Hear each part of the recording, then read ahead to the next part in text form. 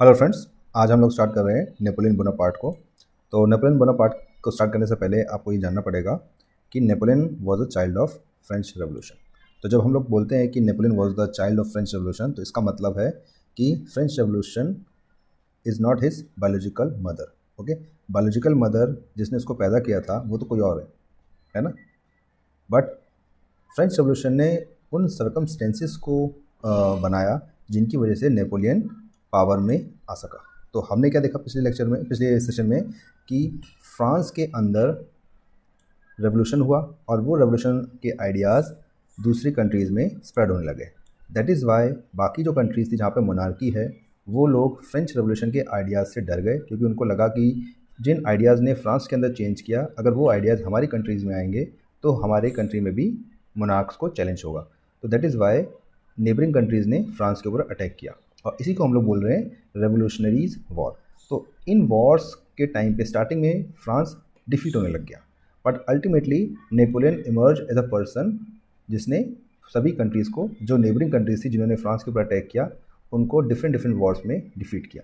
तो it means French revolution की वजह से रेवोल्यूशनरी वॉर हुई। रेवोल्यूशनरी वॉर ने नेपोलियन को अपॉर्चुनिटी दिया अपने आप को एज अ लीडर प्रेजेंट करने के लिए फ्रांस के सामने। ओके, तो इसीलिए हम लोग कह रहे हैं कि Napoleon was the child of French revolution.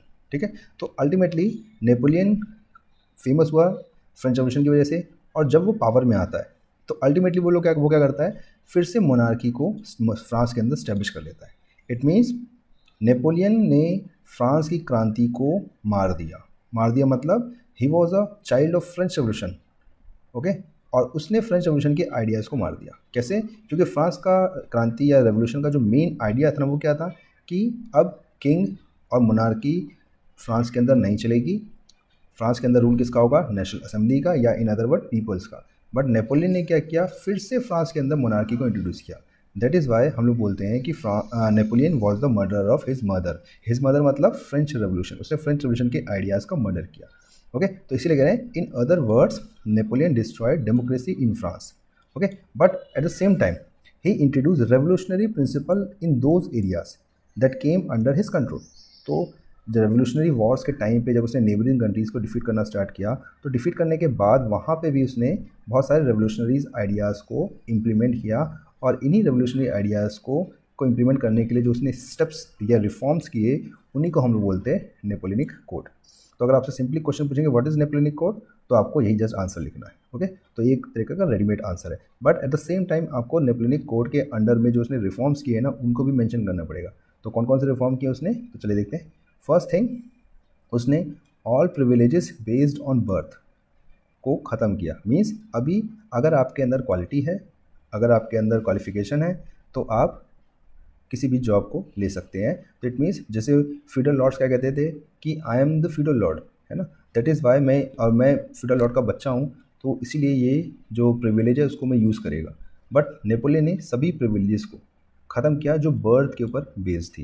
Eight the same time उसने फ्यूडल सिस्टम को भी ख़त्म किया, और सभी पीजेंट्स को जो फ्यूडल लॉर्ड्स के कंट्रोल में थे, जो उनको स्लेव बना के रखते थे, उनको ख़त्म किया। यानी जो सर्वडम था, स्लेवरी सिस्टम था, उसको भी ख़त्म किया।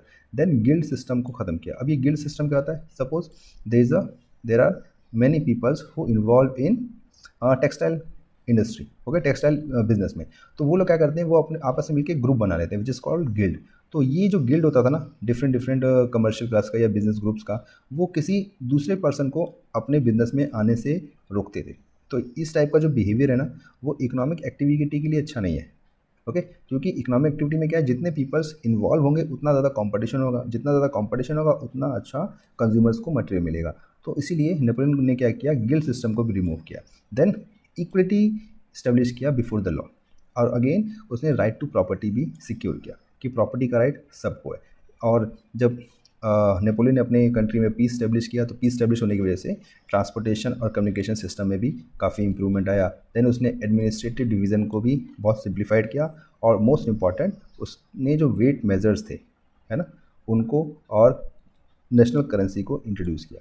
तो अगेन आपको पता होगा कि अगर, अब तो पता ही चल गया कि अगर वेट्स एंड मेजर्स में, यूनिट्स में अगर सिमिलरिटी ना हो, करेंसी अगर एक ही country within the country multiple currency अगर चल रही हो, तो कितना टेंशन होता है, कितना ज़्यादा डिफिकल्टीज आता है इकोनॉमिक एक्टिविटी के लिए। ओके, तो उसने भी इनको किया। तो ये सारे के सारे जो है ना, ये नेपोलियनिक कोड के रिफॉर्म्स है। तो अगर आपसे पूछेगा व्हाट इज़ नेपोलियनिक कोड, तो आपको इसको लिखना है प्लस इसको लिखना है। ओके, देन अब आते हैं हम लोग कि ये जो नेपोलियनिक कोड यानी नेपोलियन ने रिफॉर्म्स किए थे उसके क्या क्या इम्पैक्ट पड़े।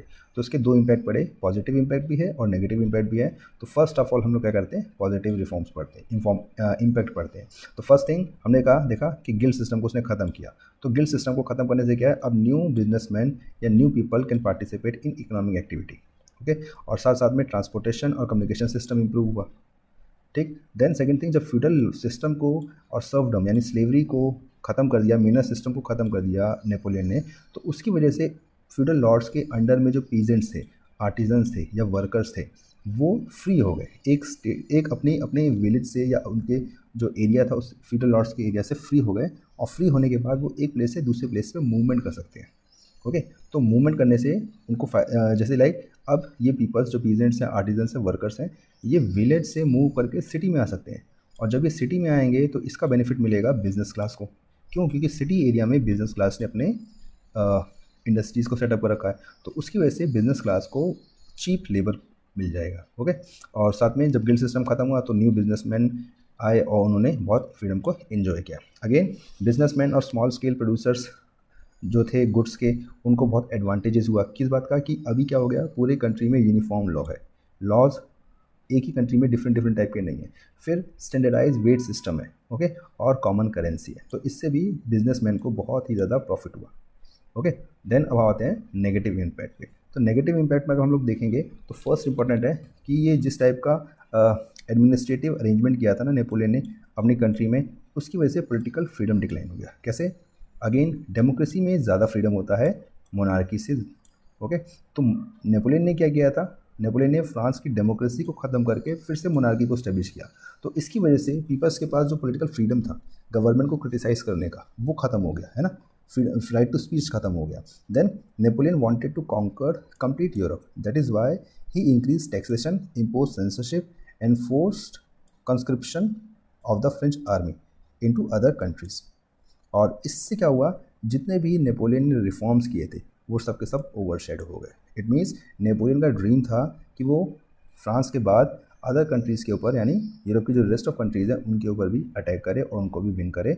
बट उसके लिए उसको आर्मी मेंटेन करनी थी, और आर्मी मेंटेन करने के लिए उसने अपने पीपल्स के ऊपर टैक्सेशन इम्पोज किया, टैक्स उनसे ज़्यादा लिया। प्लस उसने जो उनका प्रेस था उसके ऊपर सेंसरशिप इम्पोज किया कि क्या पब्लिश करना है क्या पब्लिश नहीं करना है, इसके ऊपर नेपोलियन का कंट्रोल रहेगा। प्लस फ्रेंच आर्मी जो थी वो फोर्सफुली दूसरी कंट्रीज़ में एंटर करने लग गई। ओके, तो इससे जो नेपोलियन की जो रिफॉर्म्स थे वो ओवरशैडो हो गए। मतलब पीपल्स ने स्टार्टिंग में रियलाइज़ किया कि Napoleon was the messenger of French revolution. वो क्या कर रहा है, वो फ्रांस की जो रेवोल्यूशन हुआ ना उसको हमारे कंट्री में आके उसको एज अ मैसेंजर दे रहा है ना, हमारी कंट्री में भी फ्रेंच रेवोल्यूशन के आइडियाज़ को प्रमोट कर रहा है। बट आफ्टर सम टाइम जब नेपोलियन ने इस टाइप की एक्टिविटी स्टार्ट कर दी ना, तो पीपल्स को लगा कि नहीं, अब नेपोलियन क्या है, वो एज अ इन्वेडर इंडिया में आ रहा है, नॉट द मैसेंजर। तो in other words initial enthusiasm soon turn into hostility.